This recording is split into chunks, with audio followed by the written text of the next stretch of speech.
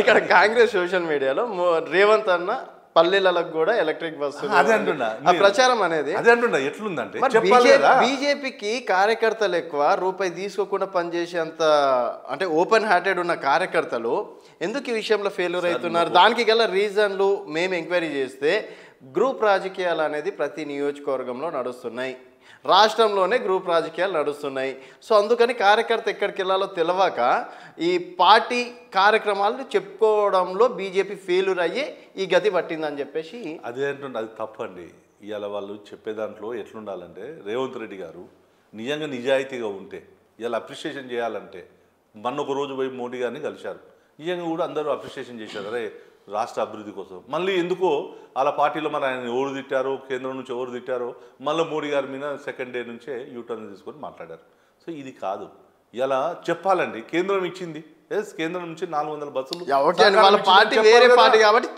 కాదు మేము చెప్పి అదే అయితే విషయాలు మీరు ఎక్కడ ఫెయిల్యూర్ అవుతున్నారు నా క్వశ్చన్ నేను అదే చెప్తున్నాం ఇవాళ ప్రజలకు అన్నీ తెలుసు కానీ చెప్పేటప్పుడు నేను ఒక శ్రీవర్ధన్ రెడ్డిగా నేను చెప్పాను అనుకో నేను ఒక పార్టీ బాధ్యతగా నేను రీచ్ అయ్యే పబ్లిక్ పోయే రీచింగ్కు ఒక ముఖ్యమంత్రి రాష్ట్ర ముఖ్యమంత్రి గారు చెప్పే రీచింగ్కు చాలా తేడా ఉంటుంది ఇలా ప్రజలు నమ్ముకునేది ఏంది నమ్మే మాట ఏంటంటే ఈ రాష్ట్రానికి ఒక ముఖ్యమంత్రి చెప్పినప్పుడు దానికి సరే అని ముఖ్యమంత్రి చెప్పాడు ఎందుకంటే ఆయన కాంగ్రెస్ పార్టీ ఇచ్చింది బీజేపీ పార్టీ ఎట్లా చెప్తాడు ఆయన అదే అంటున్నా ఎవ్వరు కూడా చెప్పుకోలేరు అండి మీరు ఒకవేళ మీరు పార్టీ ఉండేసి వేరే పార్టీ ఇస్తే మీరు ఆ పార్టీ గురించి గొప్పగా చెప్తారు అందుకొరకు మేము ఏమంటున్నామంటే మేము క్షేత్రస్థాయిలో అంటే ఇలాంటి అనేక అంశాలు ఉన్నాయి మీరందరూ ఇవాళ తెలంగాణ ప్రజలు ఏదైతే కోరుకుంటున్నారో నిజంగా కూడా మోదీ చేసినట్టు అనేక పథకాలు ఇంకా తెలియవు గ్రామాలకు చేసిన నిధుల గురించి తెలియవు అని చెప్పేసి చాలామందికి ఉంది సో కొన్ని దగ్గరలో మేము మాకు పార్టీ నాయకత్వం బలంగా ఉన్న దగ్గర తీసుకుపోగలిగాం అందుకొరకే కూడా ప్రజలు ఓటేశారు కొన్ని దగ్గరలో మేము తీసుకుపోలేకపోయాం ఇవాళ 8 గెలిచాము 8 గెలవలేకపోయామంటే దాంట్లో కూడా కొన్ని రీజన్స్ అంటే మేము అక్కడ ఇంకా బలంగా లేని కారణంగానే ఇక తీసుకుపోలేకపోయాం సో ఇప్పుడు అంటే ఇవాళ తెలంగాణలో ఒక ప్రజలకు ఒక విశ్వాసం అనేది వచ్చింది ఏంది ఆల్టర్నేట్గా బీజేపీ కూడా ఓటేస్తే మనం ఓటేస్తే గెలుస్తారు అనేటువంటి ఒక విశ్వాసం వచ్చింది మొదటిసారిగా మేము స్వతంత్రంగా 8 గెలిచాం గతంలో 4 ఉన్న దాని నుంచి డబల్ చేశాం సో అందుకోసం ఇప్పుడు కూడా లోకల్ బాడీ ఎలక్షన్లో కూడా ఇలా ప్రజలు మా వైపు ఉంటారని మేము అనుకుంటున్నాం సో దానికోసం ఆ కార్యాచరణ కోసం కూడా మేము నిలబడతాం ఇలా యువమోర్చా ఆధ్వర్యంలో మీరు చూశారు ఇలా యువకుల కోసం రాష్ట్రంలో ఉన్నటువంటి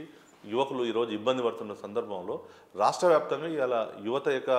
వాయిస్ను గలాన్ని ఇలా భారతీయ జనతా పార్టీ వినిపిస్తుంది అట్లనే మహిళలకు సంబంధించిన అనేక రకాలైనటువంటి ఈ ప్రభుత్వం వచ్చిన తర్వాత ఏదో మోదీ గారి మీద ఏదైనా ఇన్సిడెంట్ జరిగితే మొత్తుకుంటున్నారు ఈడ జరుగుతుంది మొన్న ఒక చెంచు మహిళ మీద జరిగిన ఇన్సిడెంట్ ఏదైతే ఉందో ఇవాళ సభ్య సమాజం ఇలాంటి సంఘటనలు జరిగినప్పుడు రాజకీయాలకు అతీతంగా దాన్ని ఖండించాలి కానీ రాజకీయం చేయవద్దు ఇలా వాళ్ళు ఏం చేస్తున్నారు బీజేపీ మీద బురద చల్లడం కోసం రాజకీయాలు చేస్తూ ఉన్నారు ఈరోజు మేము ఆ బాధితురాల గురించి కొట్లాడమే కానీ రాజకీయం మేము చేయలే ఏదో రేవంత్ రెడ్డి దాంట్లో ఇవన్నీ అయిపోయామని చెప్పేసి మేము ఎక్కడ దేశవ్యాప్తంగా మేము చూపించలే సో ఇది అంటే విలువలు ఉన్నటువంటి పార్టీ బీజేపీ ఇలా ప్రజలు ఏం చేద్దాము కొన్నిసార్లు ఏమనిపోతుందంటే నోరున్నోందే ఇలా ప్రజలందరూ కూడా ఏమనుకుంటారంటే నోరున్నోందే ఊరు అని అంటారు చూడు ఆ పరిస్థితి ఇలా తెలంగాణలో ఉంది